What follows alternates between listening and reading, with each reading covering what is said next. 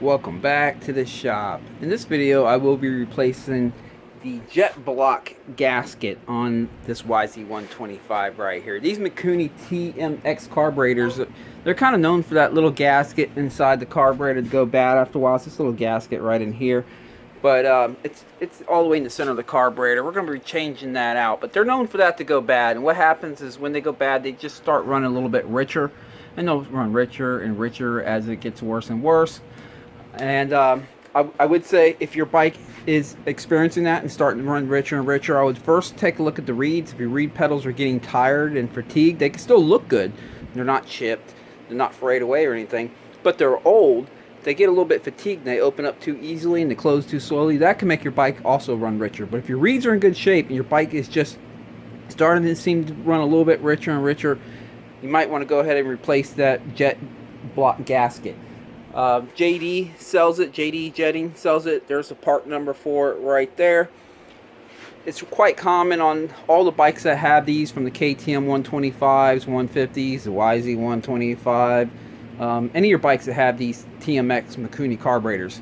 So let me go ahead and get this one off real quick. What I'm going to do is I'm going to swivel the subframe up to get the carburetor off. So I have to take the lower subframe bolts off, the silencer off, the seat off, and loosen that clamp up right there, and then I can swivel the subframe up, and that's going to give us more access to the carburetor. So let me go ahead and do that.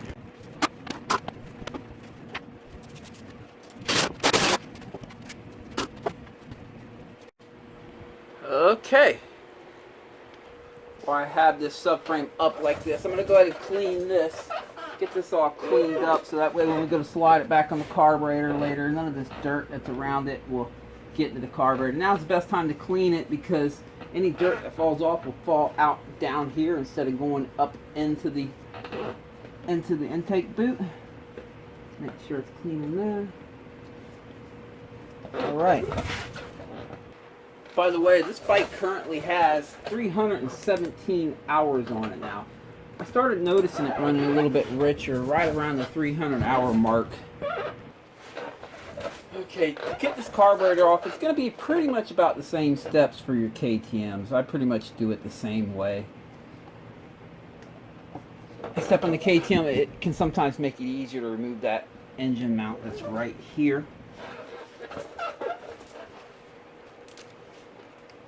Gonna loosen up this clamp right here. Alright, I'm going to take the throttle cable and loosen it all the way up. That's going to allow me to spin the carburetor all the way towards me so I can get the top of the carburetor off.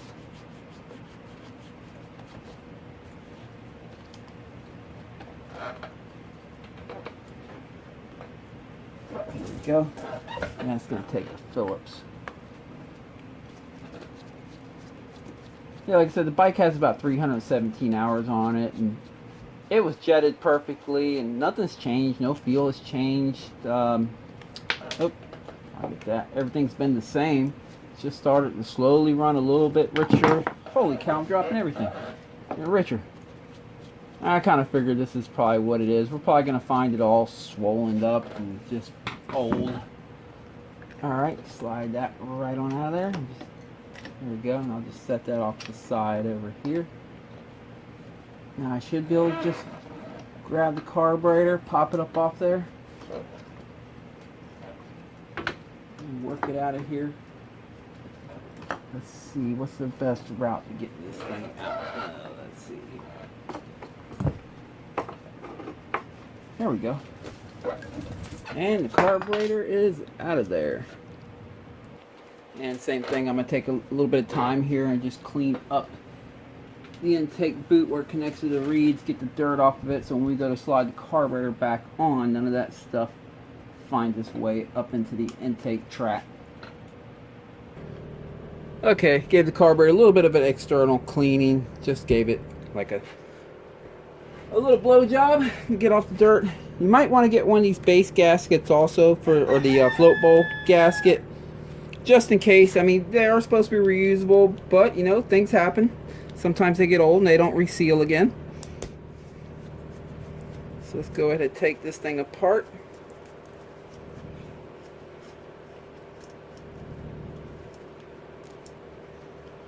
Alright.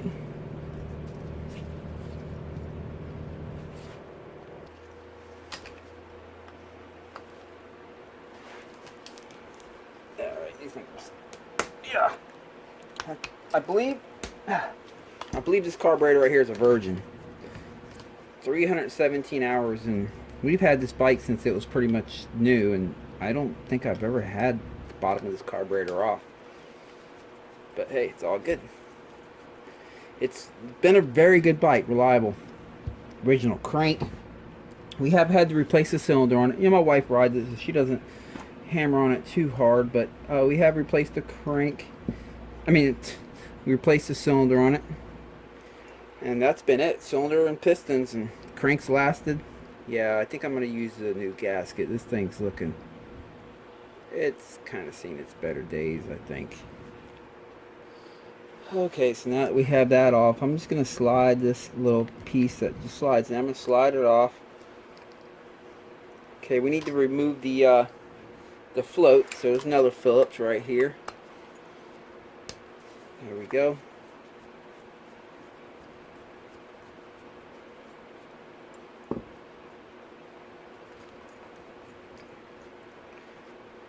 And just grab the whole float. There's a needle on the float right there, and it clips onto that tab. We'll worry about that when it's time to put it back together. And of course, that little metal piece that went right through the middle of the float right here. Okay, so now we have to remove these two Torx. The kit comes with the Torx that you're going to need. Most people already have these at home anyway, but here, I'm not going to fuss with this Ziploc bag. There we go. Let's see if I can do it with just a screwdriver Torx. Oh yeah, they're not that tight.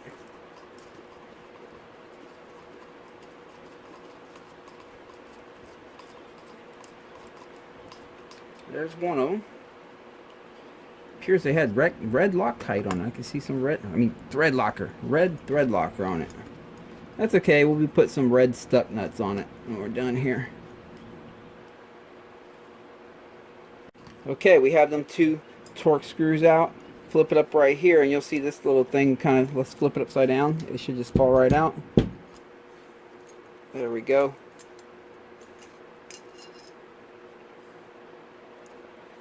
There's the gasket. Yeah, it's definitely in bad shape. Let me show you. First, let me pull the new one out of the bag. Show you what that looks like. Let me get the new one out of the bag here. Comes with these. The kit comes with these two little O-rings right here too, and these are for this right here in case you need it, but we don't need them. This one's sealing just fine. But anyway. This is the shape of the new one. Right? Look at the old one there. Look right there. You see that right there? It's all like stretched out and just, yeah, it's in bad shape. Here you go. Put it like that so you can see. There's the new one right here. There's the old one. Clearly you can see it was leaking by. The feel that goes through here was most likely finding its way up into here and making it run rich. So let's go ahead and pull this off of here. There we go. Let me clean this up. Not much to clean up here, but let me just make sure it's nice and clean. Okay, now when you go to put the new one on, it doesn't really want to stay on there on its own. See, it just falls right off. So let me take the gloves off here. I'm going to just use a little bit of grease and hold it on there. Don't worry, the fuel's going to clean off any grease that oh man, I grabbed way too big of a clump there. But yeah, don't worry, the fuel's going to clean off any of that grease.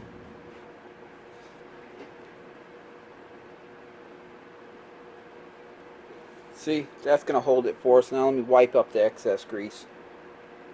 There you go. It's all cleaned up, and now it stays put. So let's go ahead and install it back in the carburetor. Alright, let's see.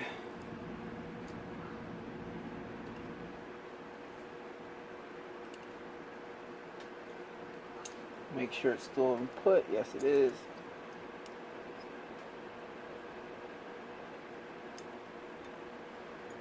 There it is.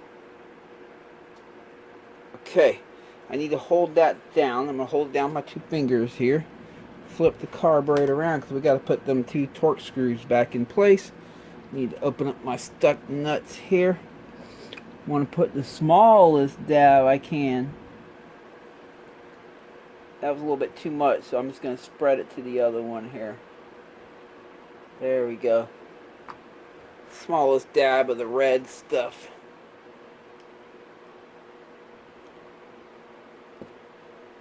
Trying to work with one hand here because the other hand's holding that together. Okay. Put the first one in, but I'm just gonna lightly seat it. I need to get the other one in first. Or yeah.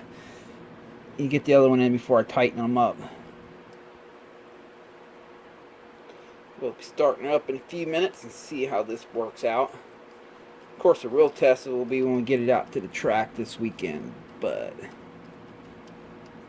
still got to test it at home. Make sure everything's good. Last thing I want is to show up at the track and it not work right. Okay. Don't want to strip it out. Just put it pretty tight. I remember how tight they came off, so I'm kind of trying to match that. Alright, let me double check.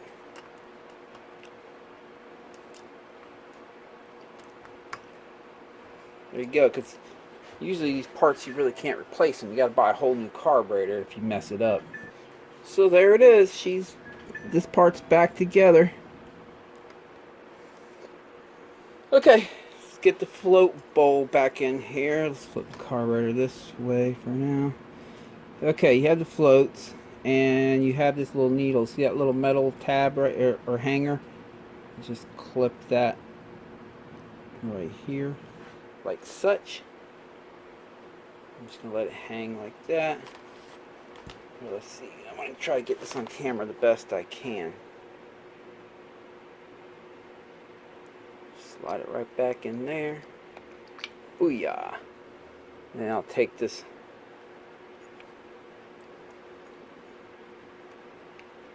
Put that right there. Now all we gotta do is replace that little Phillips. Let me see if I can set that there gently. Yes. Again, just a small dab of this red stuff, because remember, that's some strong stuff. You can even use blue on it, but I'm going to use red.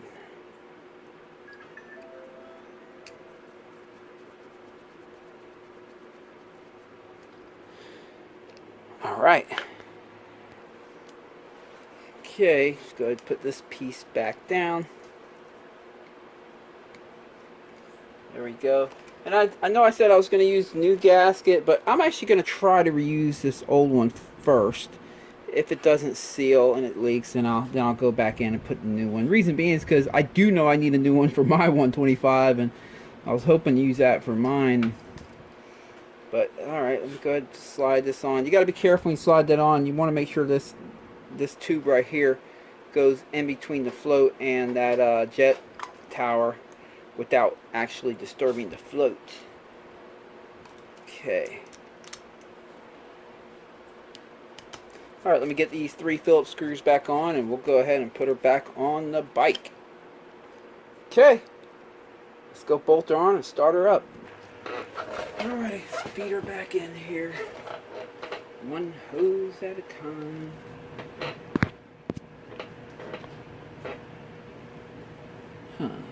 Should I put the carburetor in first and feed the hoses through there? Let's see. Yeah, I just went ahead and put the carburetor hoses through that first. Let's see if I can get it in.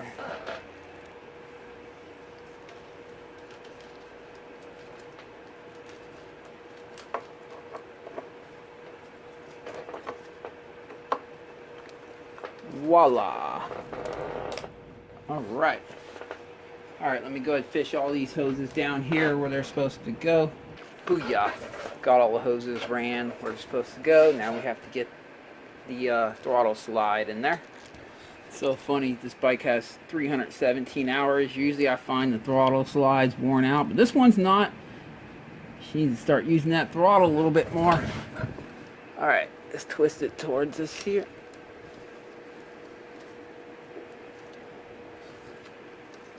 this out of the way.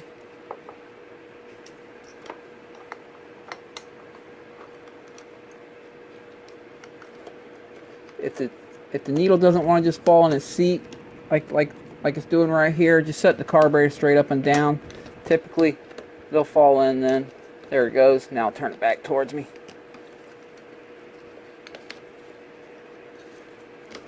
Spin this way. And I'll put them 2 Phillips screws back in. Number 1.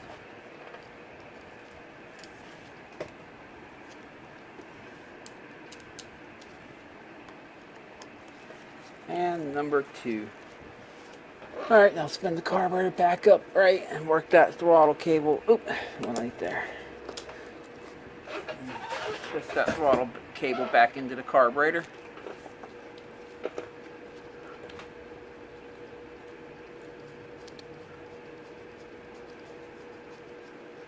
Alright. Lock it back in.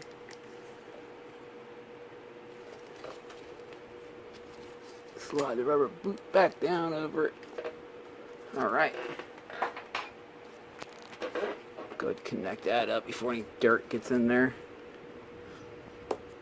And might as well turn the gas on now. Let it sit there and fill up the float bowl while I finish tightening up the carburetor. Let me center it out in that little tab on the front side where it matches up to the intake boot. Alright, got that centered out well. So I'll go ahead and tighten this clamp up.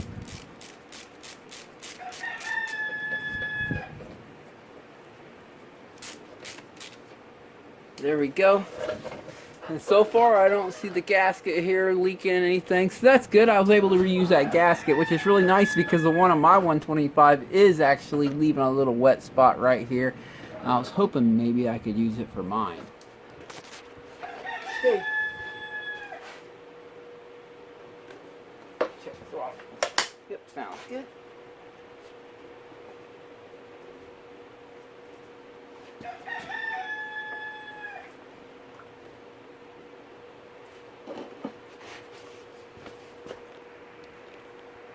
Okay, got the boot fully on the carburetor here, so let me go ahead and tighten this side up.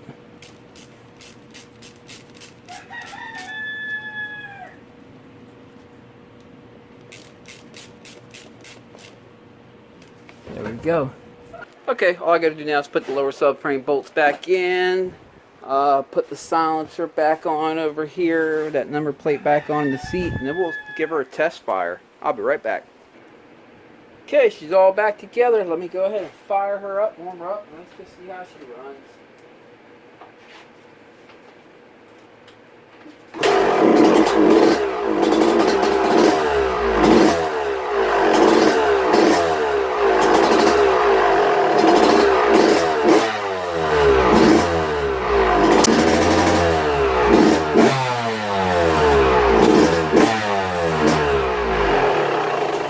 Let me just warm her up a little bit, clean her out, and then we're going to check her out. I'll be right back. Okay, got her fully warmed up. Let's start her up. Check her out.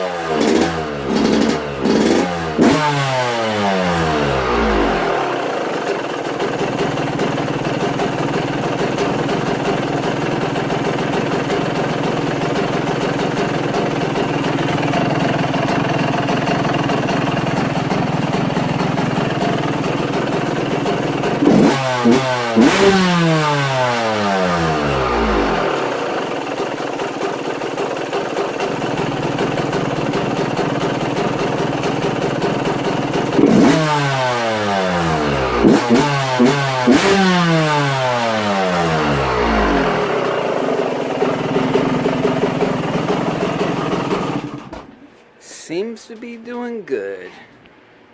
Well, that's a wrap. Obviously, she's not going to sound quite as crisp and clean as mine does, if you're familiar with how mine sounds, because that's what I have a lot more work done to that. Mainly the cylinder head is much more finely tuned. This one still has a stock cylinder head on it. You know, it's for my wife. She doesn't need all that power, but it's running as good and as clean as you can expect one of these stock motors to run, so that's awesome. Well, appreciate you guys watching this. If you like this kind of stuff, click subscribe. Hope you guys all have a great weekend of riding. This weekend I'll be going out to Bone Valley. Going to be taking out my YZ125. They're supposed to be premiering the brand new motocross track that they built over there on the north end of the property, so I'm really excited about checking that out. I hope all you guys have a great weekend of riding, and catch you next time.